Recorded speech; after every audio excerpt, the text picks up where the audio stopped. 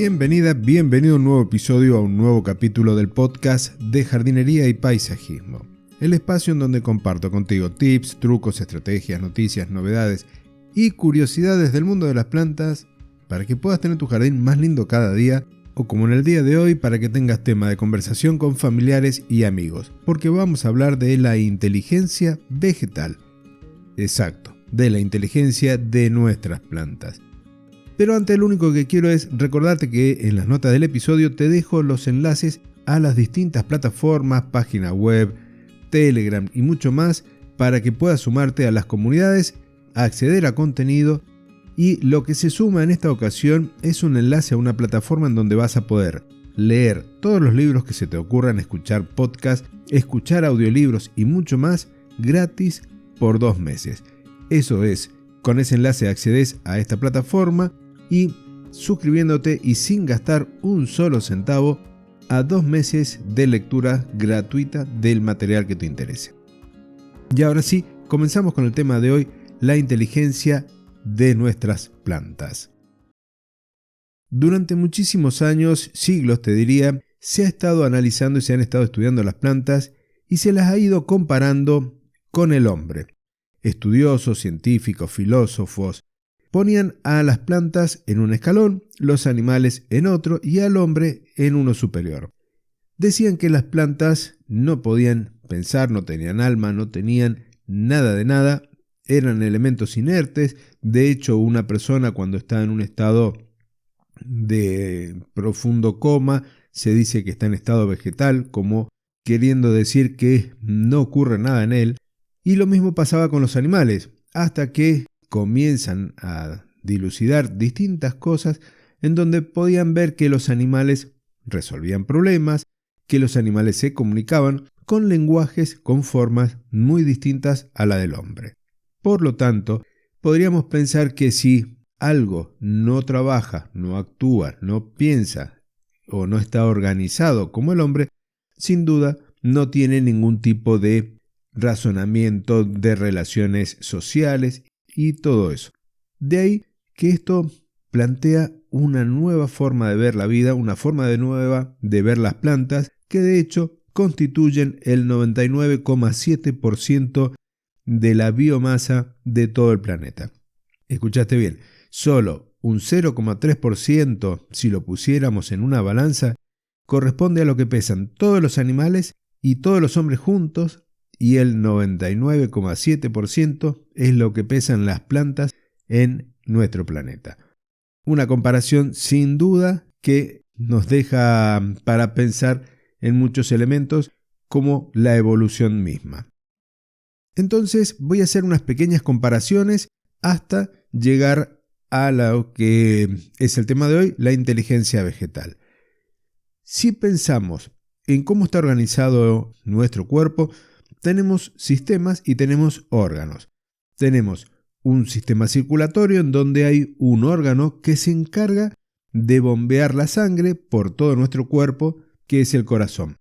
Las plantas tienen un sistema circulatorio, pero no está concentrado en un solo órgano. La savia y el agua con las sales disueltas se mueve de arriba hacia abajo en la planta y a lo ancho, sin necesidad de una bomba per se para hacer esta circulación. Esto plantea una ventaja también evolutiva y respecto de los animales. Si una planta pierde una rama, no se termina desangrando, no termina perdiendo toda su savia por allí, sino que sella, cicatriza, podríamos hacer una comparación, y continúa con su vida. En el caso de los animales, perder una pata implica una serie de trastornos en la cual no se regeneran, y en las plantas sí vamos a tener nuevas ramas. También los animales tienen un sistema respiratorio. Este sistema respiratorio está coordinado en los animales superiores por los pulmones. En el caso de los peces tendrán sus branquias, pero las plantas tienen estructura a lo largo de toda la superficie de sus hojas y también en los tallos verdes, con los cuales realizan este intercambio gaseoso, en donde toman dióxido de carbono, también toman oxígeno, y se puede tranquilamente comparar con la respiración.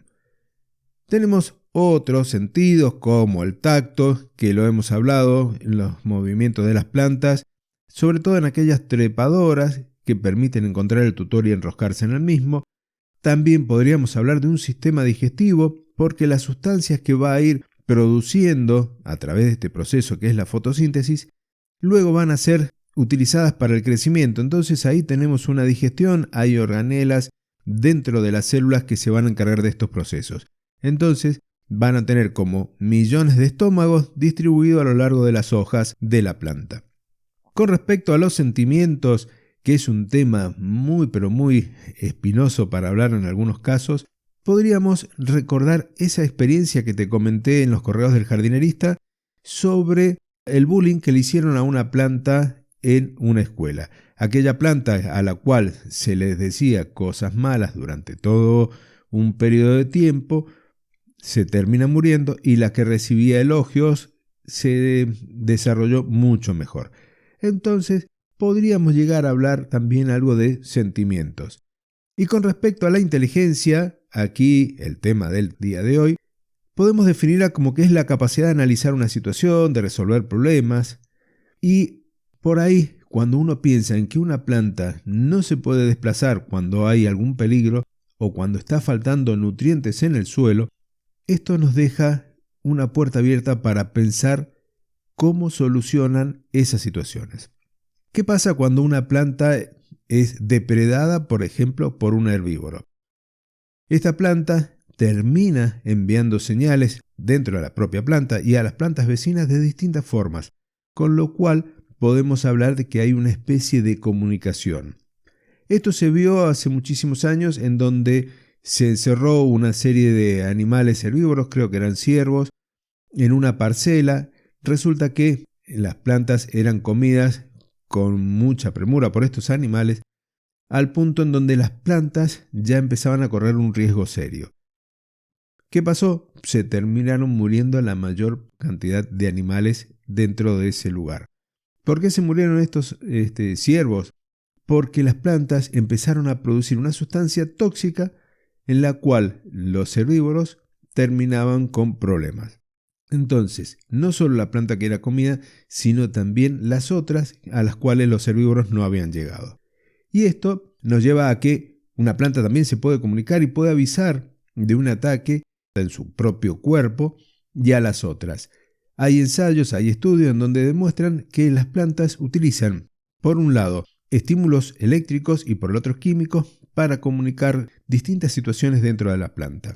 Se tiñó la savia, se tiñeron algunas otras sustancias dentro de ese vegetal, y cuando una oruga comía una de las hojas, esta misma enviaba impulsos que se propagaban por toda la planta.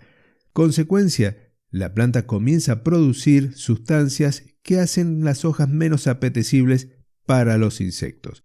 Si esta oruga se desplaza por la planta, va a ir encontrando ese mal sabor en las hojas, y esto es una forma en donde está respondiendo al ataque de la planta. Podemos o no pensar que es una inteligencia, pero la verdad que en lo personal creo que es así.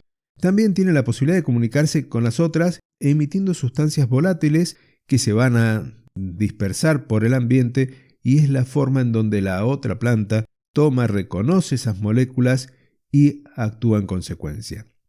Y si queremos hablar de inteligencia, tenemos muchísimo. Podemos recordar aquellas flores que se cambian de forma y que tienen, por ejemplo, esas orquídeas que tienen flores que son iguales a las hembras de una especie de abejorro, con lo cual, además de la forma y de unas sustancias volátiles que son muy similares a las feromonas, atraen al insecto para ser polinizado.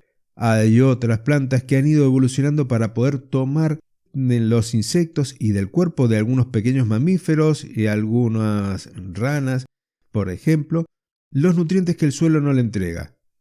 Ese desarrollo de esa trampa, decime si no tiene algo de inteligencia detrás. Hay muchísimas más relaciones entre plantas y hormigas, en las cuales las plantas les entregan néctar a las hormigas y éstas actúan como un ejército defendiéndola de ataque de algunos depredadores.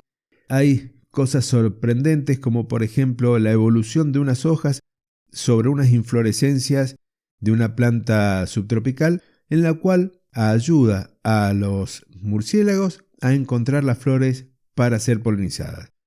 Curioso, pero la verdad que no deja de ser sorprendente y todo lo que no sabemos del mundo vegetal. En lo personal, creo en la inteligencia vegetal. De hecho, su evolución a lo largo de la historia del planeta nos demuestra que tenemos mucho de qué aprender.